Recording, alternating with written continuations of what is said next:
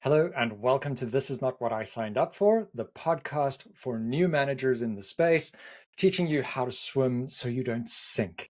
And I'm very excited today to have Pam Ross with me.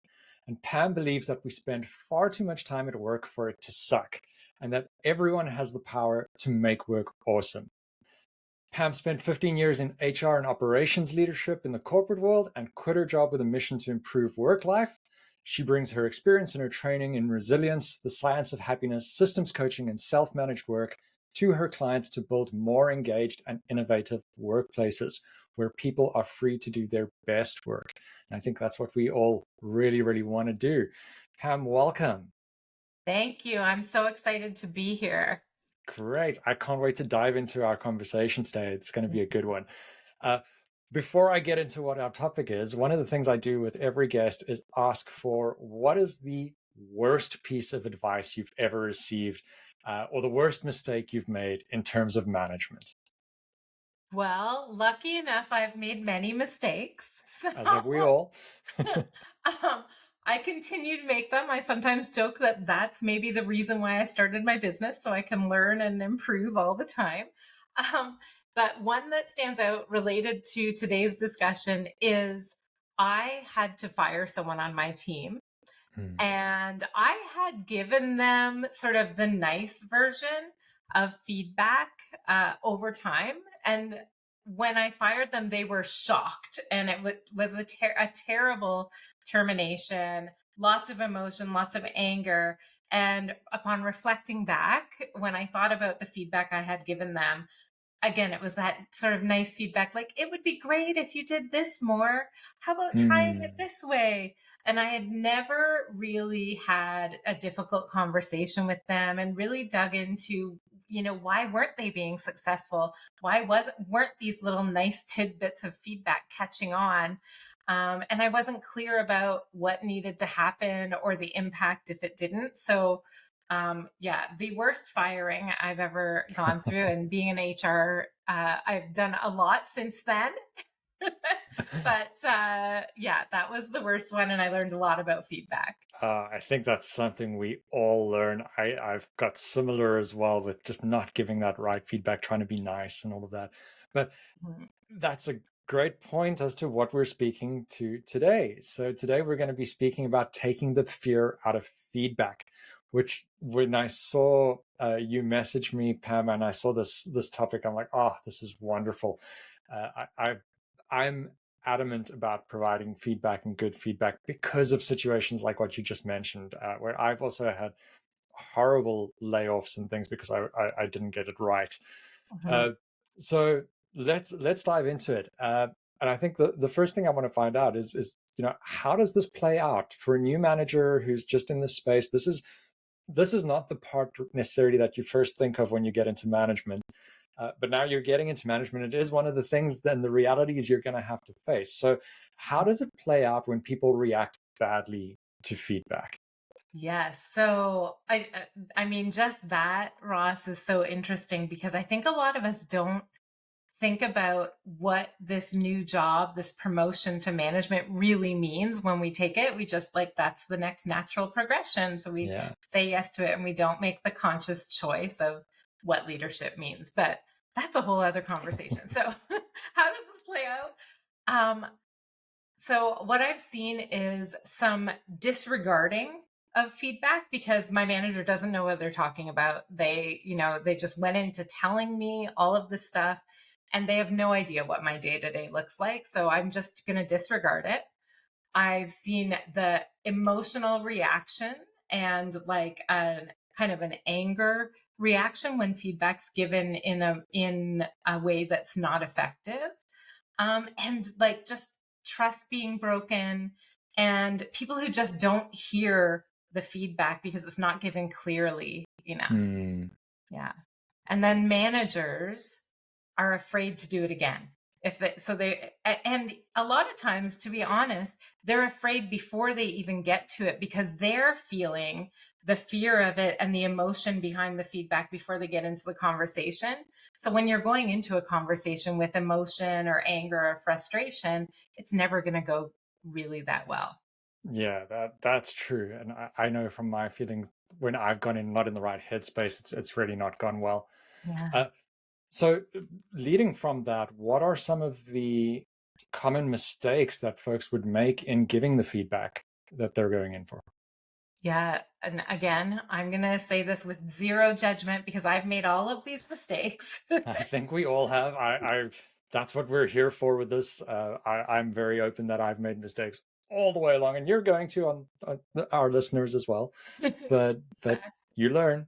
that is from mistakes we learn. So Yeah. it's all good.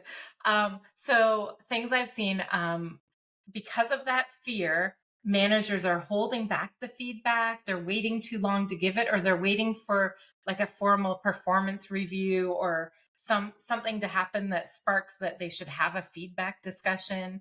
Um, some of the things that I've also seen is like the blanket, we call it, an email to the whole team about Oh. something one person is doing. Have you seen this? Oh, so many times. So Oh, it's something that I have a little soapbox on, and that's probably a different podcast as well.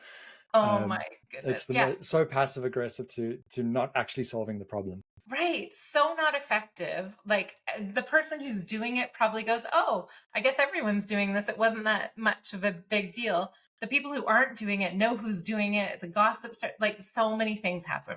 Just really, really Yeah. ineffective. um, Really general feedback. So I used to have a manager who would always tell me every day, "Great job, you're a rock star," and all of these things. And I mean, it sounds nice when you hear it, but it didn't mean anything. I wasn't Hmm. learning anything. I'm like, what part of what I did today was good? I don't know. So, like, general feedback, whether it's positive or negative, isn't really helpful. And then the way I got taught to give feedback was the sandwich method. Hmm.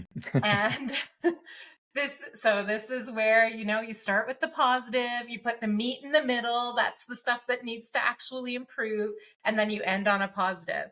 And this can turn out to be that nice feedback that I talked about earlier, where the message gets totally lost. And some people might only focus on that meat and Hmm. really, really overemphasize that. I would say that's probably the exception. Most people just hear those positive things and think everything is fine, and you ended on a positive, so it must be good. And if they've had feedback conversation more than once, they know what's coming. It's insincere. So that was the way I got taught to deliver feedback, and over time, I've realized that that is not an effective I way I either. feel like we had a very similar upbringing in terms of that, because I also got I received the sandwich many times, and I gave the sandwich many times before abandoning the sandwich. Yes, get rid of the sandwich. Totally. So Pam, with these, and I think you alluded to a few of them and a few ways to address these, but what are some of the key things that people can do to address these mistakes of going in for this feedback? Yeah. Um, well, so first of all, I think one of the biggest mistakes with all of these is that the focus is on the manager giving the feedback all the time. And there is like a natural threat response that people go into when someone says, like, "Can I give you feedback?" And there is like kind of a threat response we go into that causes these defensive reactions sometimes. So for my first tip is to make it easier for you as a manager. And so feedback shouldn't be this formal thing that, like, oh, we're going to have a feedback conversation. It's a performance review. It's a formal thing.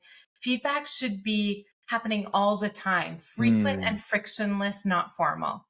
So making it part of the everyday, and the intention around feedback is like, even if we got 1% better every day, we're always going to be looking for things we can improve. We're always going to be looking at what we're doing well, and doing that every day, not just at a formal time. Absolutely. I'm so glad you raised that. That's one of the things I talk about in the book, and in the sort of training that I give as well, is that regular feedback makes such a difference. That wait for a performance review every 6 months or something to raise something is terrible for so many reasons.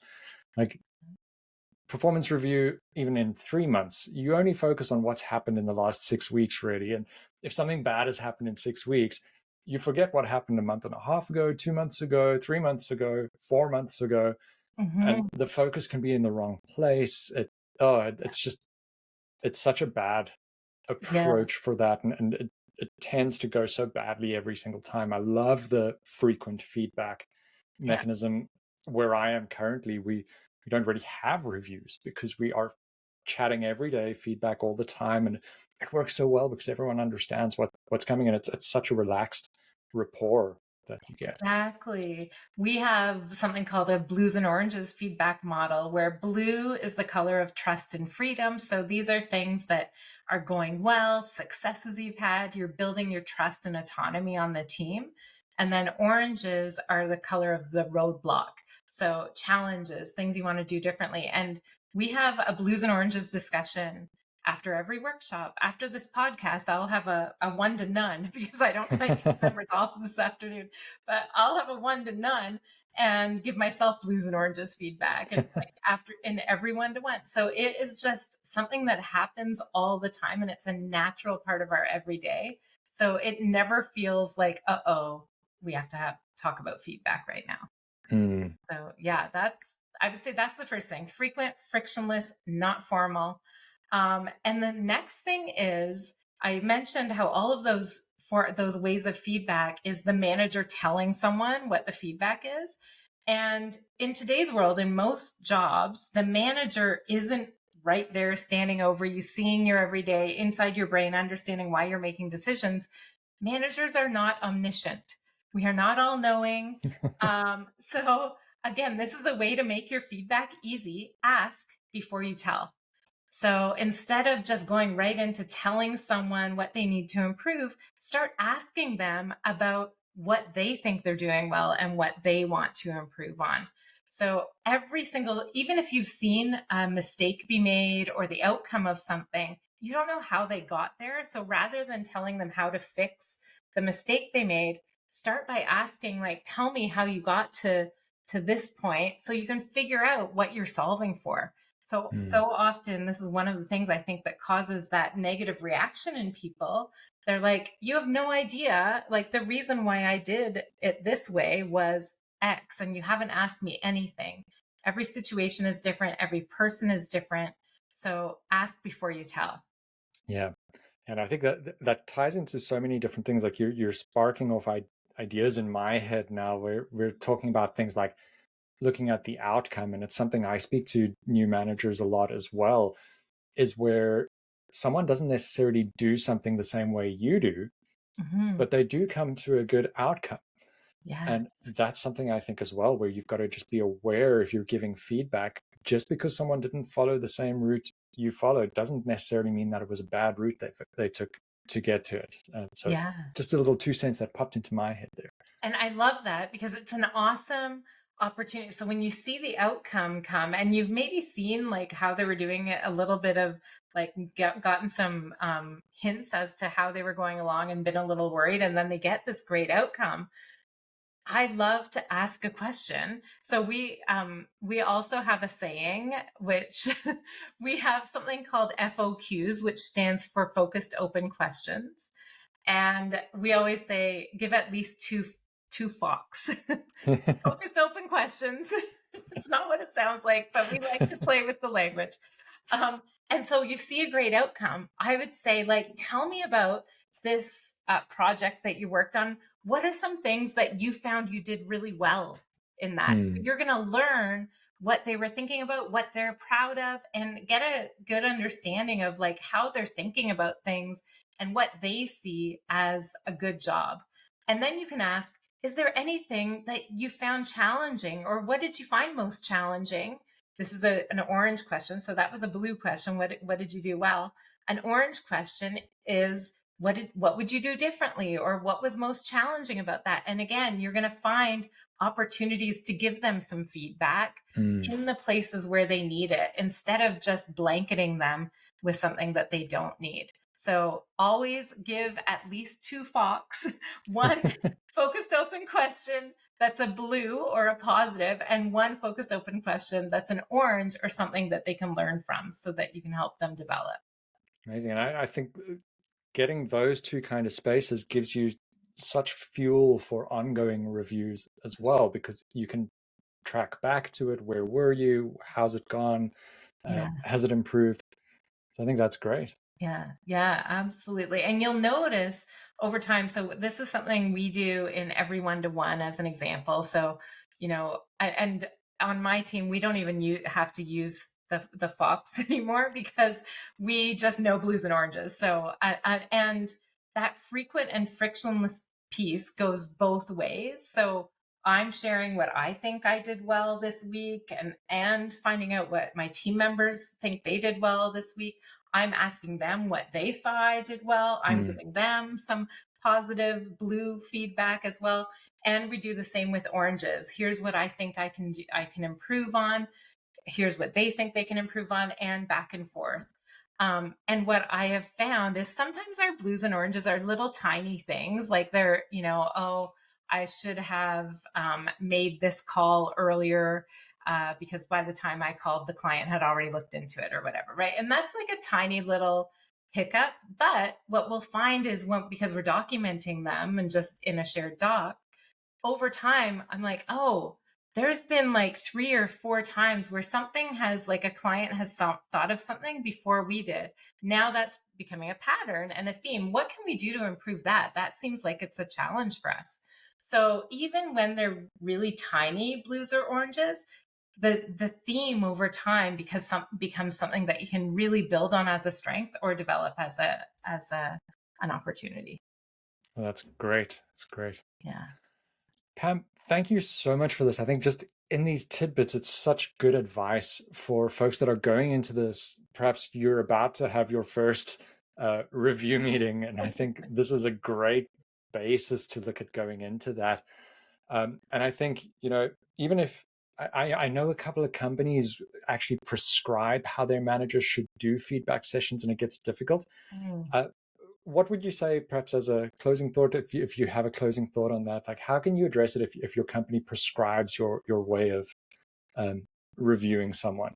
Right. So do you mean review it in a formal way, like a performance review? Yeah, like a performance review where they really mandate this is the approach you must take. I've seen it at a number of companies that this is the structure you must follow, and it's sent down from HR. And Yeah.